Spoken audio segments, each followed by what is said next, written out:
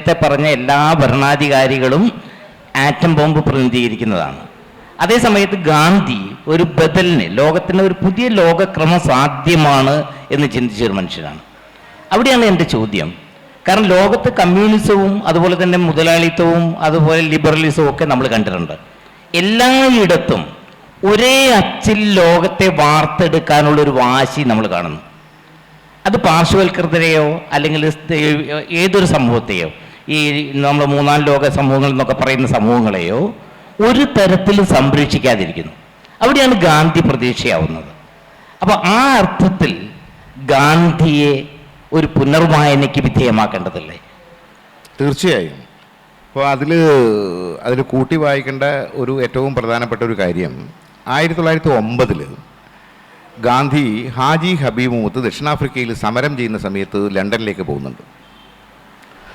ലണ്ടനിലേക്കുള്ള കപ്പൽ യാത്രക്കിടയിലാണ്, ജൂൺ മാസത്തിലാണ് ഈ യാത്ര അവർ പുറപ്പെടുന്നത്. 1909 ജൂലൈ 1 മദൻലാൽ ഡിംഗ്ര എന്ന് പറയുന്ന ഒരു ഹിന്ദു യുവാവ് സർ വില്യം കേഴ്സൺ വൈലി എന്ന് പറയുന്ന ഒരു ബ്രിട്ടീഷ് ഉദ്യോഗസ്ഥനെ വധിക്കുകയാണ്. അദ്ദേഹം ഇന്ത്യയിൽ ആൻറ്റി ഇന്ത്യ ആണ്. അതിൻ്റെ പിറകിൽ പ്രവർത്തിച്ചത് പ്രധാനികളായ ആളുകൾ, ഒന്ന് VD സവർക്കറാണ്, ശ്യാംജി കൃഷ്ണവർമ്മയാണ്. ഗാന്ധിയുടെ ഏറ്റവും പ്രധാനപ്പെട്ട ഒരു കാര്യം, 2 കാര്യങ്ങളെയാണ് ഗാന്ധി ഊന്നിപ്പിടിക്കുന്നത്. ഒന്ന് സത്യം, 2 അഹിംസ. അഹിംസ എന്ന് പറയുന്നത് ഗാന്ധിയെ സംബന്ധിച്ചിടത്തോളം, അതുപോലെ വളരെ വിശദീകരണം ആവശ്യമുള്ളൊരു കാര്യമാണ്, സ്നേഹത്തിൻ്റെ ദേശവ്യാപകമായ പ്രയോഗരൂപമാണ് ഗാന്ധിയെ സംബന്ധിച്ചിടത്തോളം അഹിംസ. സത്യം എന്ന് പറയുന്ന ഗാന്ധിയുടെ സങ്കല്പം, അത് ശുദ്ധീകരിക്കപ്പെട്ട മനസാക്ഷിയുടെ അവബോധമാണ്. ധാർമ്മികതയിലൂടെ മാത്രമേ ഒരു വ്യക്തിക്ക് തൻ്റെ മനസാക്ഷിയെ ശുദ്ധീകരിക്കാൻ കഴിയൂ. ഗാന്ധിയുടെ ഫിലോസഫി ഇങ്ങനെ വികസിച്ച് വരുന്ന ഒരു പ്രക്രിയയെക്കുറിച്ചുള്ള ഒരു പഠനമാണ് ഞാൻ 1915 വരെയുള്ള ഗാന്ധിയുടെ ജീവിതത്തിലെ എമർജിങ് ഗാന്ധി. കാരണം നമ്മൾ മഹാത്മാഗാന്ധിയെ കാണുന്നത് എല്ലാവരും ഇന്ത്യയിലെ പൊളിറ്റിക്കൽ ഗാന്ധിയെ വെച്ചിട്ടാണ് വിമർശിക്കുക. യഥാർത്ഥ ഗാന്ധി ഇന്ത്യയിലെ പൊളിറ്റിക്കൽ ഗാന്ധിയല്ല. ഇത് പറയുമ്പോൾ അരുന്ധതി റോയ് ഗാന്ധിക്കെതിരായി പ്രധാനമായും ഉന്നയിച്ചത് അദ്ദേഹത്തിന് ദക്ഷിണാഫ്രിക്കൻ കാലഘട്ടത്തിൽ ഉള്ള ചില സന്ദർഭങ്ങളാണ്. അപ്പം ഇന്ന് രാവിലെ ഞാൻ പ്രൊഫസർ പുരുഷോത്തം ബിലിമലെ എന്ന് പറഞ്ഞിട്ടുള്ള ഒരു കർണാടക എഴുത്തുകാരനുണ്ട്. അദ്ദേഹം വളരെ ദളിത് സാഹിത്യത്തെക്കുറിച്ച് അതുപോലെ തന്നെ ദേവനൂർ മഹാദേവയെക്കുറിച്ചൊക്കെ ധാരാളമായിട്ട് എഴുതിയിട്ടുള്ള കന്നഡ ചെയറിൻ്റെ, JNUവിലെ കന്നഡ ചെയറിൻ്റെ ഡയറക്ടറാണ്.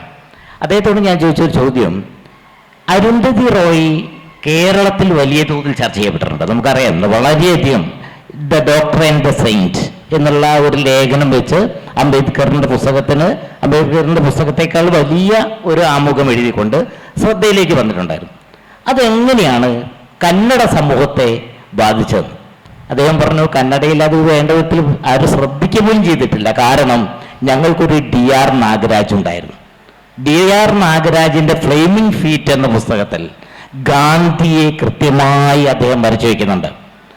DR നാഗരാജ്, ലോഹ്യ, അംബേദ്കർ രാഷ്ട്രീയത്തിലൂടെ വന്നിട്ടുള്ള ആളാണ്. അംബേദ്കർ ശിഷ്യനാണ്, ദളിതാണ്. ഇന്ത്യ കണ്ട ഏറ്റവും മികച്ച ഒരു ബുദ്ധിജീവികൾ, 5 ബുദ്ധിജീവികൾ സ്വതന്ത്ര ഇന്ത്യയിൽ ഉണ്ടായിട്ടുണ്ടെങ്കിൽ അതിലൊന്ന് DR നാഗരാജ് ആയിരിക്കുന്ന UR അനന്തമൂർത്തി പറയുന്നുണ്ട്.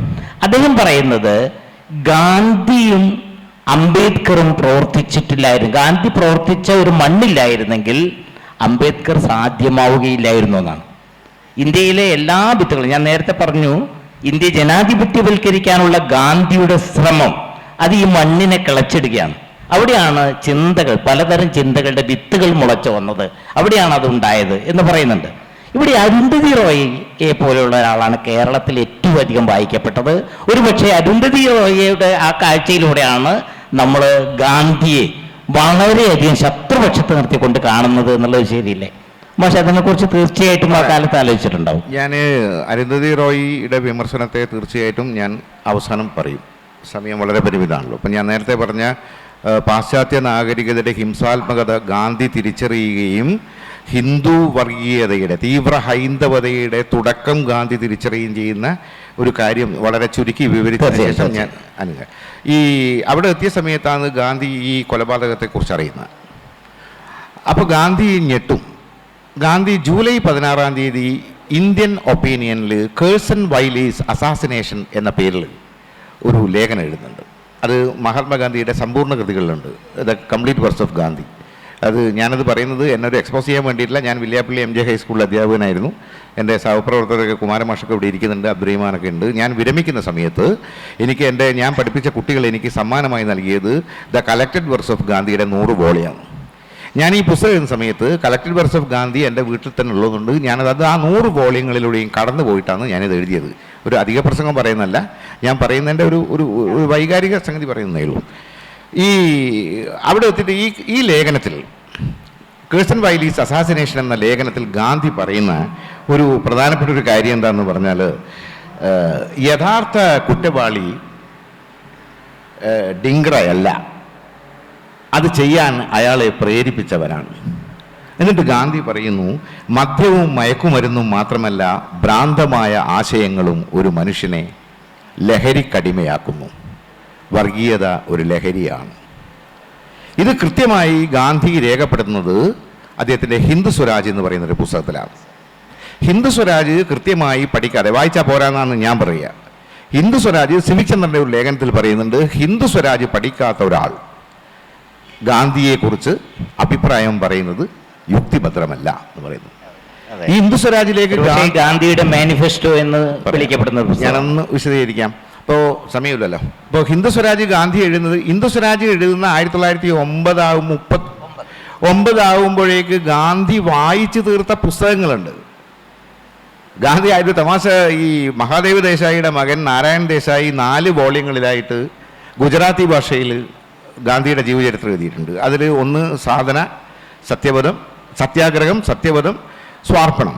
അതിൽ നാരായൺ ദേശായിയോട് ഗാന്ധി പറയുന്നുണ്ട്, ഞാൻ എഴുതിയതെല്ലാം ലക്ഷ്യമിട്ടത് അടിച്ചമർത്തപ്പെട്ടവരുടെ വിമോചനത്തിന് വേണ്ടിയിട്ടാണ്. അതുകൊണ്ട് ഒരു വ്യാകരണ പണ്ഡിതൻ്റെയും കയ്യൊപ്പ് എനിക്ക് ആവശ്യമില്ല. അതുകൊണ്ട് ബുദ്ധിജീവികൾ ഗാന്ധിയെക്കുറിച്ച് ആലോചിച്ച് ടെൻഷൻ അടിക്കേണ്ട കാര്യമില്ല. ഓക്കെ. ഈ ഹിന്ദു സ്വരാജ് എഴുതുമ്പോൾ ഗാന്ധിയുടെ വായനാശീലം, ഇപ്പം നമ്മൾ വായനയൊക്കെ നഷ്ടപ്പെട്ടു പോകുന്ന സമയത്ത് നമ്മൾ ഗാന്ധിയെക്കുറിച്ച് പഠിക്കുക എന്ന് പറയുന്ന വായനാ സംസ്കാരത്തെ തിരിച്ചു പിടിക്കുക കൂടിയാണ്. റീഡിംഗ് ഓഫ് ഗാന്ധിയെക്കുറിച്ച് പഠനം നടത്തുന്നുണ്ട്. KP ശങ്കര മാഷ ഒരു പഠനത്തിൻ്റെ പേര് ഗാന്ധീസ് എക്സ്പെരിമെൻറ്റ്സ് വിത്ത് ബുക്സ് എന്നാണ്. ഗാന്ധി വായിച്ചു തീർത്തത് 5000 പുസ്തകങ്ങളാണ്. ഗാന്ധി വായിച്ചു തീർത്ത 5000 പുസ്തകങ്ങളെ പട്ടികപ്പെടുത്തിയിട്ടുണ്ട് മാർക്ക് ലിൻലി, ഒരു അമേരിക്കക്കാരൻ, കിരിച്ച് K. ബാവ്സർ, പൂർണിമ ഉപാധ്യായ. എന്നിട്ട് അവരൊരു പുസ്തകം പ്രസിദ്ധീകരിച്ചിട്ടുണ്ട് 2011. ആ പുസ്തകത്തിൻ്റെ പേര് the bibliography of the books read by Mahatma Gandhi എന്നാണ്. അതിൽ പട്ടികപ്പെടുത്തുന്നത് 5000 പുസ്തകം വായിച്ച് എത്ര നേതാക്കന്മാരുണ്ട് നമ്മുടെ നാട്ടിൽ? മനേന്ദ്രനാണ് വായിക്കുന്ന ഒരാളാണ്. 5000 പുസ്തകം എന്തായാലും നിങ്ങൾ വായിച്ചിട്ടില്ല, എനിക്ക് ഉറപ്പാണ്. അപ്പോൾ നമ്മൾ ഗാന്ധിയെയൊക്കെ വിമർശിക്കുമ്പോൾ നമ്മൾ ഇതൊക്കെ ആ ഗാന്ധി നടന്നു വന്ന സഹനത്തിൻ്റെ കനൽ വഴികളെക്കുറിച്ച് പഠിക്കാതെ നമ്മൾ ഗാന്ധിയെ വിമർശിക്കരുത്. അതുകൊണ്ടാണ് K. അരവിന്ദാക്ഷൻ ലോകത്തെ വെറുതെ വിടുക എന്ന് പറയുന്ന ഒരു ലേഖനത്തിൽ പറയുന്നുണ്ട്, ഗാന്ധിയിൽ നിന്ന് ഭാവിയിലേക്ക് ചില നാട്ടുപച്ചകളുണ്ട്. നിങ്ങൾക്കതിനെ വിമർശിക്കാം, പുച്ഛിക്കാം, തള്ളിക്കളയാം, ഭർഷിക്കാം. പക്ഷേ ആ നാട്ടുപച്ചകൾ അവിടെയുണ്ട്. അതൊരു സത്യമാണെന്ന് നിങ്ങൾ നിരന്തരം അലോസരപ്പെടും. അതിജീവനത്തിൻ്റെ വഴികൾ ഗാന്ധിയുടെ പേരിലായിരിക്കണമെന്നില്ല, പക്ഷേ അതിൻ്റെ DNA-യിൽ ഗാന്ധിയുടെ അംശമുണ്ടായിരിക്കും. ഗാന്ധി ഈ തിരിച്ചറിവിൻ്റെ അടിസ്ഥാനത്തിൽ ഹിന്ദു വിഭാഗത്തിൽപ്പെട്ട ലണ്ടനിൽ പഠിക്കുന്ന കുട്ടികളെ VD സവർക്കറുടെ നേതൃത്വത്തിൽ ഹിംസാത്മകമായ ഒരു പോരാട്ടത്തിലേക്ക് നയിക്കുന്നു ഭയപ്പെട്ട ഗാന്ധി. ഓക്കെ. ഗാന്ധി പറയുന്നത് ഹിംസയെ നിങ്ങൾക്ക് ഹിംസ കൊണ്ട് പ്രതിരോധിക്കാൻ കഴിയില്ല. ഞാനൊന്ന് കൂട്ടിച്ചേർത്തോട്ടെ അവിടെ. ഈ ഹിംസരാജ് പുസ്തകം എഴുതുന്നതിൻ്റെ പിറകിലും ഒരു സംഭവമുണ്ട്. അന്നത് ദസറ ആഘോഷം നടത്തുകയായിരുന്നു. ദസറ ആഘോഷത്തിൻ്റെ ഭാഗമായിട്ടുള്ള ഒരു പരിപാടിയിൽ ഗാന്ധി മുഖ്യ പ്രഭാഷകനാണ്. ഗാന്ധി പ്രസംഗിക്കുന്നത് മുഴുവൻ ഇന്ത്യയുടെ വഴിയെക്കുറിച്ചാണ്, അഹിംസയെക്കുറിച്ചാണ്, ബുദ്ധനെക്കുറിച്ചാണ്. അത് കഴിഞ്ഞ് പ്രസംഗിക്കുന്ന VD സവർക്കറാണ്. ഞാൻ പറയാത് അതേക്കുറിച്ച് മാഷ് പറഞ്ഞാലേ അത് പൂർണ്ണമാവുമെന്ന് എനിക്ക് തോന്നുന്നു. 1909 ഒക്ടോബർ 24 ബേസ് വാട്ടറിലെ നിസാമുദ്ദീൻ ഹോട്ടലിൽ വെച്ചിട്ട് ഇന്ത്യക്കാരൊരു ദസറ ആഘോഷം നടത്തുന്നു. അപ്പോൾ ഗാന്ധിനെ ക്ഷണിക്കാൻ പോകുമ്പോൾ ഞാൻ വരാം, പക്ഷേ ഇതേ ചെയ്യാൻ പാടുള്ളൂ, വെജിറ്റേറിയൻ ഫുഡേ പാടുള്ളൂ എന്ന് പറഞ്ഞു. എന്നിട്ട് ഗാന്ധി സമ്പൂർണ്ണഗതികളിലൊരു ഹെൻറി പോളക്കിന് ലെറ്റർ ടു ഹെൻറി പോളക്ക് അന്ന് ലണ്ടനിൽ എഴുതിയൊരു കത്തിൽ പറയുന്നുണ്ട്, ഞാൻ അവിടെ പോകുന്നത് ഹിംസാത്മകതയുടെ അർത്ഥശൂന്യത ബോധ്യപ്പെടുത്താൻ വേണ്ടിയാണ് ഞാൻ ആ യോഗത്തിൽ പങ്കെടുക്കുന്നതെന്ന് പറയുന്നത്. അതിൽ എല്ലാവരും അറിയേണ്ട ഒരു ഭയങ്കര തമാശ, ഈ 6 മണിക്കാണ് നിസാമുദ്ദീൻ ഹോട്ടലിൽ ഈ പരിപാടി നടക്കുന്നത്. അപ്പോൾ ഇന്ത്യക്കാരായ ചെറുപ്പക്കാർ മുഴുവൻ തക്കാളിയും വെണ്ടൊക്കെ ഇങ്ങനെ മുറിച്ചിടുന്ന സമയത്ത് അപരിചിതനായ ഒരു മനുഷ്യൻ വന്നിട്ട് ഒരു കത്തി ആവശ്യപ്പെടും, ഒരു കസേല ആവശ്യപ്പെടും, ഒരു മേശയെ ആവശ്യപ്പെടും. എന്നിട്ട് ഇയാൾ പച്ചക്കറി കുറേ എണ്ണച്ച് ഇയാളിങ്ങനെ കട്ട് ചെയ്തിടുകയാണ്, പച്ചക്കറി ഇങ്ങനെ കട്ട് ചെയ്തിടുകയാണ്. കുറച്ച് കഴിയുമ്പോഴാണ് നമ്മുടെ VVS അയ്യർ ഇല്ലേ, പഴയ വിപ്ലവകാരി, അയാൾക്ക് മനസ്സിലാവും ഇത് MK ഗാന്ധിയാണ്. ദക്ഷിണാഫ്രിക്കയിലെ ഇന്ത്യക്കാരുടെ സഹകരണ സമരത്തിൻ്റെ ഏറ്റവും വലിയ പ്രോജ്വല നേതാവാണ് ഗാന്ധി. ഈ മനുഷ്യനാണ് ഇരുന്നിട്ട് തക്കാളി മുറിച്ചിടുന്നത്. ഓക്കെ, ആ ഗാന്ധിയെ നമ്മൾ തിരിച്ചു പിടിക്കണം, അല്ലാതെ ഗാന്ധി അവിടെ നിന്ന് പറഞ്ഞ കാര്യം പറഞ്ഞിട്ട് ഗാന്ധിനെ വിമർശിക്കലല്ല. ഓക്കെ, മാതൃക ഗാന്ധി ഓരോ സന്ദർഭത്തിലും അദ്ദേഹം ഇങ്ങനെ ഓരോ മാതൃക കാണിച്ചിങ്ങനെ പോവാണ്. ഒരേ യാഥാർത്ഥ്യത്തിൻ്റെ 2 ഘടകങ്ങൾ എന്ന നിലയിൽ തന്നിലും പുറത്തും ഗാന്ധി നടത്തിയ പരീക്ഷണങ്ങൾ തിരിച്ചറിഞ്ഞാൽ മാത്രമേ ആരാണ് ഗാന്ധി എന്ന് നമുക്ക് മനസ്സിലാക്കാൻ പറ്റൂ. ആ മീറ്റിങ്ങിൽ ആദ്യം സംസാരിക്കുന്നത് ഗാന്ധിയാണ്. ഗാന്ധി സംസാരിക്കുന്നത് നന്മയുടെ മൂർത്തിയായ ശ്രീരാമനെ മുൻനിർത്തി ഉള്ള ഒരു ധാർമ്മികവും അഹിംസാത്മകവുമായ പോരാട്ടത്തിലൂടെ കിട്ടുന്ന സ്വാതന്ത്ര്യമാണ് ഇന്ത്യയുടെ യഥാർത്ഥ സ്വാതന്ത്ര്യം.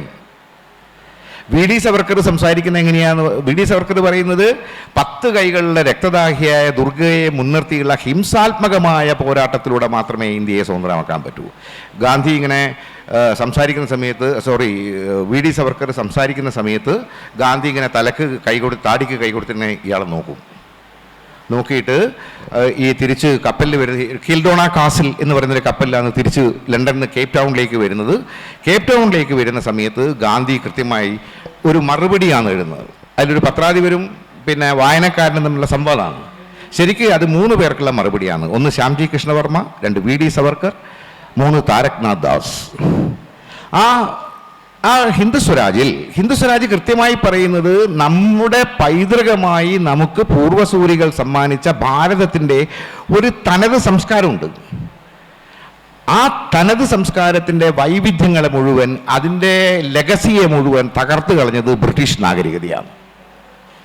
അപ്പോൾ ഗാന്ധിയുടെ ജീവിത ദർശനത്തിൻ്റെ, ഗാന്ധിയുടെ പ്രപഞ്ച വീക്ഷണത്തിൻ്റെ, സത്യാന്വേഷണ പരീക്ഷണങ്ങളുടെ, സത്യാഗ്രഹ സമരത്തിൻ്റെ, സഹനത്തിൻ്റെയൊക്കെ അടിസ്ഥാനമായ ഘടകം ഹിംസാത്മകമായ പാശ്ചാത്യ നാഗരികത സൃഷ്ടിച്ച ദുരന്തങ്ങളാണ്. പക്ഷേ അവിടെ ഒരു പ്രശ്നമുണ്ട്. കാരണം ഇങ്ങനെ പറയുമ്പോൾ പലപ്പോഴും സംഭവിക്കുന്നത് ഇന്ത്യയുടെ ആദ്യകാല പഴമയുടെ കാലഘട്ടത്തിലുള്ള നാഗരികതയെ അന്നത്തെ ജീവിത രീതിയെ ഗാന്ധി പൂർണ്ണമായും പിന്തുടരാൻ ആഗ്രഹിക്കുന്നു എന്നുള്ള പട്ടലാണ്. അല്ല ഞാനൊരു ഒന്ന് വിശദീകരിച്ചോട്ടെ. അങ്ങനെ ഒരു വിമർശനമാണ് പൊതുവെ ഇന്ത്യയിൽ ഉണ്ടായി വരുന്നത്. ഇന്ത്യയിലെ ഇടതുപക്ഷം അല്ലെങ്കിൽ ഇന്ത്യയിലെ പുരോഗമനവാദികൾ ഗാന്ധിയെ പലപ്പോഴും വിമർശിച്ചിട്ടുള്ളത് ഒരു ഹിന്ദുത്വ ശക്തികൾക്ക് വളർന്നു വരാനുള്ളൊരു സാഹചര്യം ഗാന്ധി ഇങ്ങനെ ഉണ്ടാക്കി വെച്ചോന്നാണ്. രാമൻ എന്ന പ്രതീകത്തെ വെച്ചോണ്ട് ഒരു കാര്യം ഞാൻ ചേർത്ത് വെച്ചിട്ട് മാഷയുടെ ശ്രദ്ധയെ, രാമൻ മര്യാദാ പുരുഷോത്തമനായിരുന്നു. മര്യാദാ പുരുഷോത്തമൻ ആ കാലഘട്ടത്തിലുള്ള മര്യാദകൾ പാലിക്കുക, അന്നത്തെ നിയമവ്യവസ്ഥ, വസിഷ്ഠന്റെ നിയമ സംഹിതകൾ അംഗീകരിക്കുക എന്നുള്ളത് വസിഷ്ഠ ശിഷ്യനാണ്. ഗാന്ധി നിയമലംഘന പ്രസ്ഥാനത്തിന്റെ വ്യക്തിയാണ്. കെട്ട മര്യാദകളെ നിഷേധിച്ച ആളാണ്. പക്ഷെ നമ്മൾ പറയുന്നത് രാമന്റെ വസിഷ്ഠ ശിഷ്യനായ രാമന്റെ ഒരു പിന്തുടർച്ച ഗാന്ധി ഇന്ത്യയിൽ ഉണ്ടാക്കാൻ ശ്രമിച്ചു. അത് വിമർശിക്കപ്പെടുന്നു. ഈ വിമർശനം നടത്തുന്ന ആളുകൾ അതിൻ്റെ സൂക്ഷ്മാംശങ്ങളെ കുറിച്ച് പഠനം നടത്തിയാൽ ഈ വിമർശനം ഉയരില്ല. 1929 കൊല്ലം കൃത്യമായിട്ട് ഓർമ്മയില്ല, ഭോപ്പാലിൽ ഒരു പ്രസംഗം നടന്നിട്ടുണ്ട് ഗാന്ധി.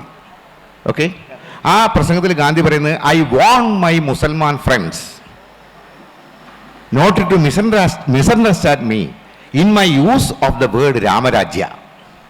ഞാൻ രാമരാജ്യ എന്ന വാക്കുപയോഗിക്കുന്നതിൽ, പദം ഉപയോഗിക്കുന്നതിൽ മുസ്ലിം സഹോദരന്മാർ എന്നെ തെറ്റിദ്ധരിക്കരുത്. I do not mean Hindu raj. ഞാൻ ഹിന്ദു രാജ്യമല്ല ഉദ്ദേശിക്കുന്നത്. I mean divine raj. Okay, എന്നിട്ട് ഗാന്ധി പറയുന്നു, for me both Rama and Rahim are the one and same deity എന്നാണ് പറയുന്നത്. പിന്നെ നിങ്ങൾ ആ ചോദ്യത്തിൽ അർത്ഥമില്ലല്ലോ. ഇതാണ് ഉന്നയിക്കപ്പെടുന്നത് അല്ലേ?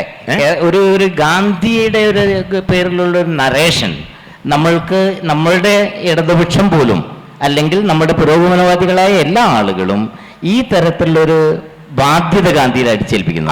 അത് അങ്ങനെയുള്ള തെറ്റിദ്ധാരണകളെ തിരുത്തുക എന്നുള്ളതാണ് ഗാന്ധി പഠിതാക്കളുടെ ലക്ഷ്യം. തീർച്ചയായും, മറിച്ച് തീർച്ചയായും. ഈ തെറ്റിദ്ധാരണകളെ നിരന്തരം ആവർത്തിക്കുക എന്ന് പറയുന്നത് നമ്മൾ ഗാന്ധിയോട് ചെയ്യുന്ന ഒരു വലിയ തീർച്ചയായിട്ടും. അപ്പോൾ ഇന്നത്തെ ഇന്ത്യ എന്ന് പറയുന്നത് നമ്മളത് ഒരു ബഹുസ്വരമായ ഇന്ത്യ എന്നുള്ളത് ഗാന്ധി യഥാർത്ഥത്തിൽ സൃഷ്ടിച്ചെടുത്തിട്ടുള്ള ഒന്നാണ്. അദ്ദേഹം മുൻകൈയെടുത്തിട്ടുള്ള ഒരു ജനാധിപത്യവൽക്കരണത്തിലൂടെ ബഹുസ്വരത. ഇപ്പൊ സ്ത്രീകൾ ലോകത്തിൽ ഏറ്റവും കൂടുതൽ പങ്കെടുത്തുള്ള സ്വാതന്ത്ര്യ സമരം ഇന്ത്യൻ സ്വാതന്ത്ര്യ സമരമാണ്. ആ സമരത്തെ അങ്ങനെ തന്നെ ഫ്രെയിം ചെയ്യുന്നുണ്ട്. അതുപോലെ തന്നെ ന്യൂനപക്ഷങ്ങൾ, ഖിലാഫത്ത് എന്നുള്ള പ്രസ്ഥാനത്തിൻ്റെ പേരിൽ ഗാന്ധി വലിയ തോതിൽ വിമർശിക്കപ്പെട്ടിട്ടുണ്ട്. പക്ഷേ ആ ഖിലാഫത്തിലൂടെ സംഭവിക്കുന്നത് ഒരു ന്യൂനപക്ഷത്തെ കൂടെ അവരുടെ കാര്യങ്ങൾ കൂടെ നിങ്ങളുടെ ഉത്തരവാദിത്വമാണ് എന്ന് ഭൂരിപക്ഷത്തോടും അങ്ങനെയൊന്നും സംസാരിക്കുന്നുണ്ട് ഗാന്ധി. ഇപ്പം നേരത്തെ മാഷ് അരുന്ധതി റോയിലേക്ക് വരാം, നമുക്ക് അവസാനിപ്പിക്കേണ്ടതായിട്ടുണ്ടെന്ന് തോന്നുന്നു. അരുന്ധതി റോയ് പറയുന്നത് ഇദ്ദേഹം വലിയ തോതിൽ വംശീയവാദിയായിരുന്നു, ജാതിവാദിയായിരുന്നു എന്നൊക്കെയാണ്. ഞാൻ നേരത്തെ പറഞ്ഞു DR നാഗരാജനെ പോലെയുള്ള ആളുകൾ വളരെ കൃത്യമായും വളരെ മുമ്പേ പറഞ്ഞിട്ടുള്ള കാര്യം അതുപോലും വേണ്ട വിധത്തിൽ മനസ്സിലാക്കപ്പെടാതെ പോവുകയും അരുന്ധതിയിൽ കേരളം നിൽക്കുകയും ചെയ്യുന്നു. എന്താണ് കേരളത്തിലെ ബുദ്ധിജീവി? നമ്മൾ എന്തുകൊണ്ട് ഗാന്ധിയെ ഇന്ന് പുനർവായിക്കണം എന്ന് പറയുന്നതിൻ്റെ ഒരു പ്രധാന കാരണം, ഞാനങ്ങനെ ഒരു അടിസ്ഥാനപരമായി ഞാനൊരു മതേതരവാദിയാണ്. എനിക്ക് ഐമോസയെ ഒരിക്കലും ഒരു മുസ്ലിമായി കാണാൻ കഴിയില്ല. ഓക്കെ, എൻ്റെ ഗാന്ധി പഠനം ഒരു ബുദ്ധിജീവിയായിട്ട് കുറേ പുസ്തകം വിറ്റ് പൈസ ഉണ്ടാക്കാൻ വേണ്ടിയിട്ടൊന്നുമല്ല. ഓക്കെ, ഞാൻ വില്യാപ്പള്ളി MJ ഹൈസ്കൂൾ അധ്യാപകനായിരിക്കെ 2 കൊല്ലം ലോസ് ഓഫ് പേ ലീവ് എടുത്തിട്ടാണ് ഇന്ത്യയിലുള്ള വിളിച്ചു എന്നുള്ള പുസ്തകം ഞാൻ എഴുതി തീർത്തത്. എന്തുകൊണ്ട് ഗാന്ധിയെ പഠനം? ഗാന്ധിയുടെ ഹിന്ദു സ്വരാജിൽ ഗാന്ധി പറയുന്ന ഒരു പ്രധാന കാര്യമുണ്ട്. തീവ്ര ഹൈന്ദവതയുടെ വേരുകൾ തിരിച്ചറിയുന്ന ഗാന്ധി ആ ഹിന്ദു സ്വരാജിൽ പറയുന്നു, എത്ര വ്യക്തികളുണ്ടോ അത്രയും മതങ്ങളുണ്ട് കേട്ടോ. എന്നിട്ട് ഗാന്ധി പറയുന്ന അടുത്തത്, നമ്മുടെ ഒരു ഇന്ത്യൻ ട്രഡീഷനെ കുറിച്ച് ഇത്രയധികം ആഴത്തിൽ പഠിച്ച ഒരു ആധുനിക കാലഘട്ടത്തിൽ ഗാന്ധിക്ക് സമശീർഷനായ ഒരു നേതാവില്ല. എന്നിട്ട് ഗാന്ധി പറയുന്നൊരു വാചകം എന്താണെന്നറിയോ? ദേശീയ ചൈതന്യം ഉള്ളിൽ സൂക്ഷിക്കുന്നവർ അന്യരുടെ മതത്തിൽ ഇടപെടില്ല. ഈ ദേശീയ ചൈതന്യം മനസ്സിൽ സൂക്ഷിക്കാത്ത ഹിന്ദു വർഗീയവാദികളും മുസ്ലിം വർഗീയവാദികളും, നമ്മൾ മുസ്ലിം വർഗീയവാദികളിൽ നിന്ന് മാറ്റിവെക്കേണ്ട കാര്യമൊന്നുമില്ല, എല്ലാ മതരാഷ്ട്രവാദികളെയും നമ്മൾ എതിർക്കണം. തീർച്ചയായും. അപ്പൊ വർഗീയത എന്ന് പറഞ്ഞാൽ ഹിന്ദു വർഗീയത എന്നല്ല. ഹിന്ദു വർഗീയവാദികൾക്ക് നമ്മളൊരു യാഥാർത്ഥ്യമുണ്ട്. ഈ മുസ്ലിം മതമൗലികവാദികൾ എല്ലാവരും തന്നെ വളരെ ചുരുങ്ങിയ ശതമാനം അവര് ഹിന്ദു വർഗീയവാദികളുടെ അടുക്കളയിലേക്ക് എല്ലാ ദിവസവും രാവിലെ ലോഡ് കണക്കിന് വിറകുകൾ എത്തിക്കുന്നു എന്നുള്ള യാഥാർത്ഥ്യം നമ്മൾ തിരിച്ചറിയണം. ഈ രണ്ടിനെയും പ്രതിരോധിക്കുക എന്നുള്ളതാണ് ഗാന്ധിയുടെ ഏറ്റവും വലിയ സമയമായി തോന്നുന്നല്ലേ. ഞാൻ ഒരു കാര്യം പറയേണ്ട ഒരു കാര്യം കൂടി ചേർത്ത് വെക്കട്ടെ. അതെ, മതം ദേശീയതയെ നിർണയിക്കുന്നില്ല എന്ന് കൃത്യമായി പറയുകയും ഇസ്രയേലിന്റെ നിർമ്മിതി അതൊരു തെറ്റാണെന്ന് കൃത്യമായി പറയുകയും ചെയ്ത ആളാണ് ഗാന്ധി. ഒരു മതം ദേശീയത നിർണയിക്കുന്നില്ല. അതായത് അമേരിക്കക്കാർക്ക് അമേരിക്ക, ബ്രിട്ടീഷുകാർക്ക് ബ്രിട്ടൻ, അതുപോലെ ജർമ്മൻകാർക്ക് ജർമ്മൻ. അതല്ല ഏതെങ്കിലും ഒരു മതത്തിനൊരു രാഷ്ട്രം ഉണ്ടാകുന്നതിനെ പറ്റി വളരെ കൃത്യമായിട്ടും അത് അസംബന്ധമാണ് എന്ന് കൃത്യമായും പറഞ്ഞിട്ടില്ല. 1938 പറയേണ്ട ഗാന്ധി അല്ലേ? അതിൽ വെച്ചിട്ട് വേണം നമ്മൾ ദേശീയതയും മതവും തമ്മിലുള്ള ഇപ്പോഴത്തെ ആ കൂട്ടിക്കുഴയ്ക്കലിനെ നേരിടേണ്ടത്. അവിടെയും ഗാന്ധിയാണ് ഒരു വെളിച്ചം. ഞാൻ ഇനിയിപ്പോ സമയമില്ല, തീർച്ചയായിട്ടും മാഷ് ഈ ഇതിലേക്ക് വരും. അരുന്ധതി റോയിയുടെ വിമർശനത്തെ കുറിച്ചൊന്ന് പറഞ്ഞാൽ ഇത് അവസാനിപ്പിക്കാം. നമുക്കൊരു 30 മിനിറ്റ് കൊണ്ടൊന്നും ഗാന്ധി പറഞ്ഞാൽ തീരൂല. എനിക്കറിയുന്നുണ്ടല്ലേ മാഷ്, ഏതായാലും ഇതിലേക്ക് വരും. അരുന്ധതി റോയിയുടെ വിമർശനത്തെ 5 മാസം ഞാൻ ഈ വിമർശനത്തിന്റെ പിറകെ നടന്നതാണ്. ഒരു എഴുത്തുകാരി എന്നുള്ള രീതിയിൽ ഞാൻ അവരെ ആരാധിക്കുന്ന ഒരാളാണ്. എൻ്റെ ആ പഠനത്തിൽ എന്നെ വല്ലാണ്ട് സഹായിച്ച ഒരാൾ 2 പേരാണ്. ഒന്ന് വിജയം പണിക്കർ, അദ്ദേഹം ഇവിടെ ഉണ്ടോന്ന് അറിയില്ല. KT മോഹൻദാസ് ഇവിടെ ഇരിക്കുന്നുണ്ട്. എല്ലാ ദിവസവും സമ്പൂർണ്ണ കൃതികൾ ഞങ്ങൾ വായിച്ച് പഠിച്ചതിന് ശേഷമാണ് ഇത് ചെയ്തത്. ഈ അരുന്ധതി റോയിയുടെ വിമർശനം വന്നപ്പോൾ എന്തുണ്ടായി എന്ന് പറഞ്ഞാൽ, ആഫ്രിക്കൻ രാജ്യങ്ങളിൽ നിന്ന്, അത് വളരെ ദുഃഖകരമായൊരു കാര്യമാണ്, ഗാന പോലുള്ള രാജ്യങ്ങളിൽ നിന്ന് ഗാന്ധി പ്രതിമ എടുത്ത് നീക്കിക്കളിയാണ്. എന്നിട്ട് മാത്രമല്ല, അവിടെ ഒരു പുതിയ മൂവ്മെൻ്റ് ആണ്, ഗാന്ധി മസ്റ്റ് ഫോൾ, ഗാന്ധി നിപതിക്കണം. അതിന് നേതൃത്വം കൊടുത്തത് ഗാന യൂണിവേഴ്സിറ്റിയിലെ ഒരു ഒഡാബിലെ കാമ്പോൺ എന്ന് പറയുന്ന ഒരു അധ്യാപകനാണ്. ഇദ്ദേഹത്തെ മലയാളം വാരിക, സമകാലിക മലയാളം വാരികയുടെ രാജൻ എന്ന് പറയുന്ന ഒരു പത്രക്കാരൻ പോയിട്ട് ഇൻ്റർവ്യൂ ചെയ്യുന്നുണ്ട്. ഇയാൾക്ക് ഗാന്ധി ആരാന്ന് അറിയില്ല, അംബേദ്കർ ആരാന്ന് അറിയില്ല, ഒന്നും അറിയില്ല. ഇയാളോട് എന്തെങ്കിലും ചോദിക്കുമ്പോൾ ഇയാൾ പറയും ഇതാ കാഫിർ എന്ന് പറഞ്ഞു. കാഫിർ എന്ന് പറഞ്ഞു എന്നിട്ട് ഗാന്ധിൻ്റെ പ്രസ്താവന ഇങ്ങനെ എടുത്ത് കാണിച്ചു കൊടുക്കും. ഓക്കെ, ഈ ഇങ്ങനെ ഒരു ഗാന്ധി വിരുദ്ധ വികാരമുണ്ടാക്കുകയും നിരവധി രാജ്യങ്ങളിൽ നിന്ന് ഗാന്ധിയുടെ പ്രതിമ എടുത്തു നീക്കാനുള്ള കാരണം ആയി മാറുന്നത് രണ്ട് പ്രധാന ആളുകൾ, ഒന്ന് അശ്വിൻ ദേശായിയും ഗുലാം വഹേദും എഴുതിയ the South African Gandhi stretcher bearer of empire എന്ന പുസ്തകം. അവർ രണ്ടുപേരും ഇന്ത്യക്കാരാണേ. പിന്നെ എഴുതിയത് അരുന്ധതി റോയുടെ BR അംബേദ്കറുടെ അനിഹിലേഷൻ ഓഫ് കാസ്റ്റ് എഴുതിയത് ഡോക്ടർ ആൻഡ് സെയിൻറ്റ്. അതിൽ 153 പേജിലാണ് അരുന്ധതി റോയി ആ അവതാരം എഴുതിയത്. അതിൽ ഭൂരിഭാഗം പേജിലും അംബേദ്കർ അല്ല ഉള്ളത്, ഗാന്ധിനെ വ്യക്തിപരമായി ആക്രമിക്കുകയാണ് കേട്ടോ. ശരിക്ക് അരുന്ധതി റോയും വ്യക്തിപരമായ ഒരു ആക്രമണം അർഹിക്കുന്ന ഒരാളാണ്. ഈ ഗാന്ധിനെ ആക്രമിച്ച സ്ഥിതിക്ക് അത് ഗാന്ധിയുടെ വഴിയതല്ല. ഇപ്പം ഞാൻ മനസ്സിലാക്കിയെടുത്തോളം, ഞാൻ പറയുന്നത് തെറ്റാണെങ്കിൽ പിൻവലിക്കണം, അരുന്ധതി റോയി മനയത്തിനൊക്കെ അറിയാൻ 5 സ്റ്റാർ ഹോട്ടലിൽ മാത്രമാണ് അവർ താമസിക്കുക. 1900 ഞാനത് പറയാൻ കാരണം KLFന്റെ പരിപാടിക്ക് വന്നപ്പോൾ ഞാൻ ഹക്കീമിനെ വിളിച്ചു ചോദിച്ചപ്പോൾ കടവ് റിസോർട്ടിലെ 5 സ്റ്റാർ ഹോട്ടലാണ് അവർ താമസിക്കുന്നത്.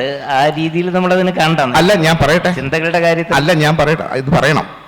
എന്തുകൊണ്ട് പറയാം വെച്ചാൽ, ഗാന്ധി 1914 ജൂലൈ മാസത്തിൽ ദക്ഷിണാഫ്രിക്കയിൽ നിന്ന് സഹന സമരം കഴിഞ്ഞ് കസ്തൂർബ ഗാന്ധിയോടൊപ്പം ലണ്ടനിലേക്ക് വരുന്നതിൻ്റെ, കേപ്പ് ടൗണിൽ കപ്പൽ കയറുന്നതിൻ്റെ തലേ ദിവസം രാത്രി ഗാന്ധി ഇത് തമാശ അല്ല ഞാൻ പറഞ്ഞത്, വ്യക്തിപരമായ വിമർശനമല്ല, ഞാൻ ഒരു കമ്പാരിറ്റീവ് സ്റ്റഡിക്ക് വേണ്ടിയിട്ടാണ് പറഞ്ഞത്. അന്ന് രാത്രി ഗാന്ധിയും കസ്തൂർബയും ഹെർമൻ കലൻബാക്കും താമസിക്കുന്നത് മോറിസ് അലക്സാണ്ടർ എന്ന് പറയുന്ന അവിടുത്തെ MP-ൻ്റെ വീട്ടിലാണ്. അയാൾ ജൂതനാണ്, വളരെ സമ്പന്നനാണ്, വലിയ കൊട്ടാര സദൃശമായ വീടാണ്. മോറിസ് അലക്സാണ്ടറിൻ്റെ ഭാര്യ റൂത്ത് അലക്സാണ്ടർ, അവർ ഭയങ്കര നോബിൾ ഫാമിലി മെമ്പറാണ്. അപ്പോൾ ഈ മോറിസ് അലക്സാണ്ടറും റൂത്ത് അലക്സാണ്ടറും ഗാന്ധിയോട് ചോദിക്കുന്നത്, നിങ്ങൾ ഇന്ത്യയിൽ പോയിട്ട് എന്താ ചെയ്യുന്നത്? അപ്പോൾ Kasturba Gandhi she was very tired. അപ്പോൾ ഒരു 8:30 9 മണിയായപ്പോൾ കസ്തൂർബ കിടക്കാൻ പോകും. രാത്രി 11 മണി വരെ ഇവർ രണ്ടുപേരും ഗാന്ധിയോട് ഇങ്ങനെ ചോദ്യങ്ങൾ ചോദിക്കും. രാത്രിയായ സമയത്ത്, ഉറങ്ങാന സമയത്ത് ഒരു mister Gandhi that is your bedroom എന്ന് പറയും, അവിടെ പോയി കിടന്നുറങ്ങാൻ പറയും. ഞാൻ നേരത്തെ പറഞ്ഞത് വെറുതെ വ്യക്തിപരമായി വിമർശിച്ചല്ല. ആ വളരെ വലിയൊരു ബംഗ്ലാവിലെ കിടപ്പ് മുറിയിലെ കട്ടിലോ കിടക്കയോ പുതപ്പോ തലയിണയോ ഉപയോഗിക്കാത്ത ഗാന്ധി മോറിസ് അലക്സാണ്ടറുടെ വീട്ടിലെ നേരെ കയറി ചെല്ലുന്ന വീട്ടിൻ്റെ വെറും നിലത്ത് കിടന്നുറങ്ങുകയാണ്. ഓക്കെ, അതുകൊണ്ടാണ് ഞാനത് പറഞ്ഞത്. ഇനി സമയമില്ലേ പ്രതാപ? സമയാവുന്നു.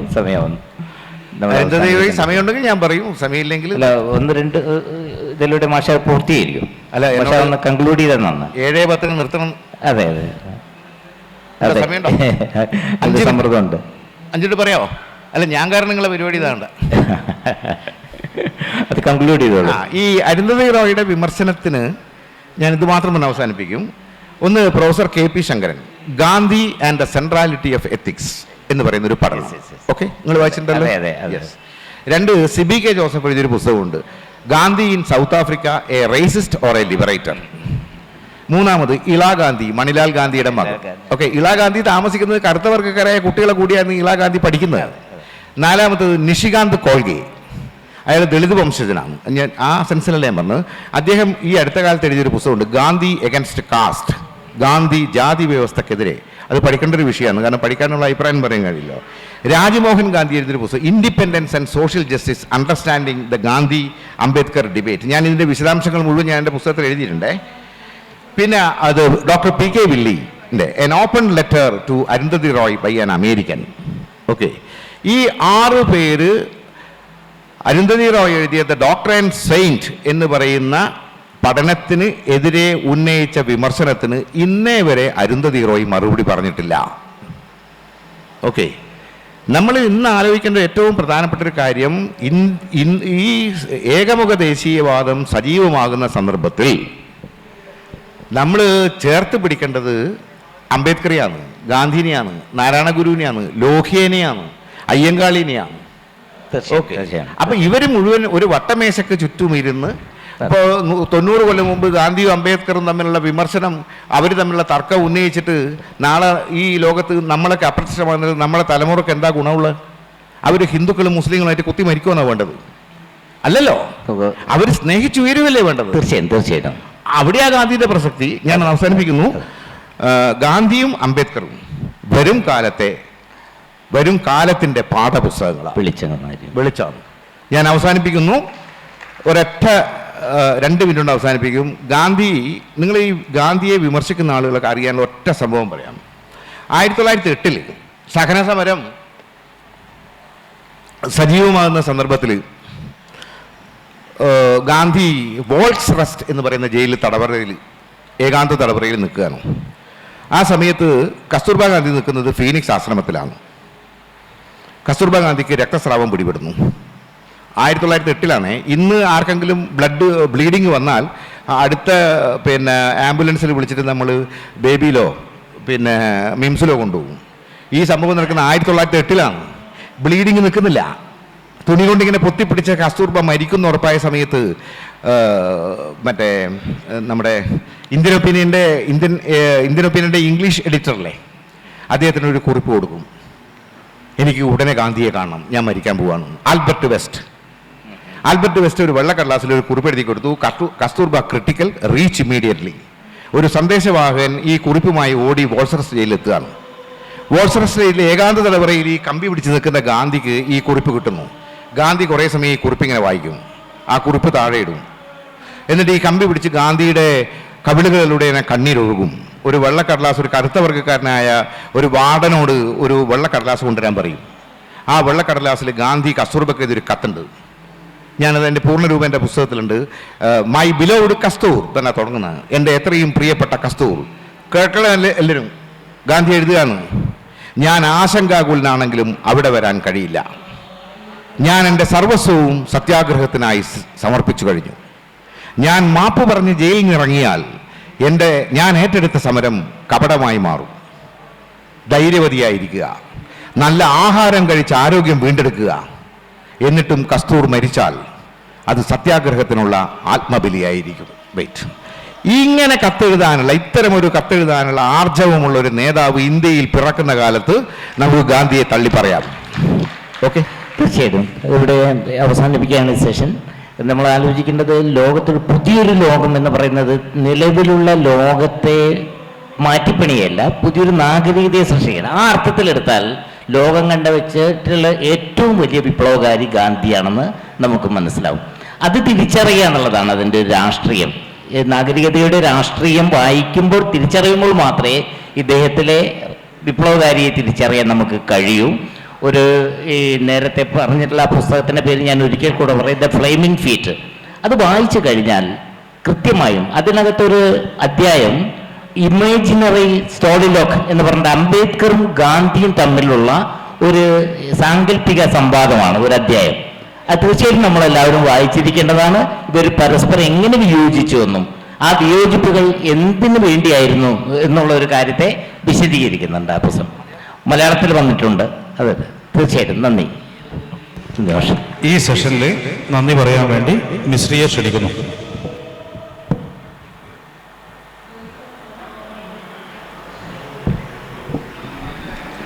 ഈ സെക്ഷനിൽ നമ്മളോട് സംബന്ധിച്ച ഹരീന്ദ്രൻ സാറിനും വിജയരാഘവൻ സാറിനും സംഘാടക സമിതിയുടെ പേരിൽ നന്ദി അറിയിക്കുന്നു.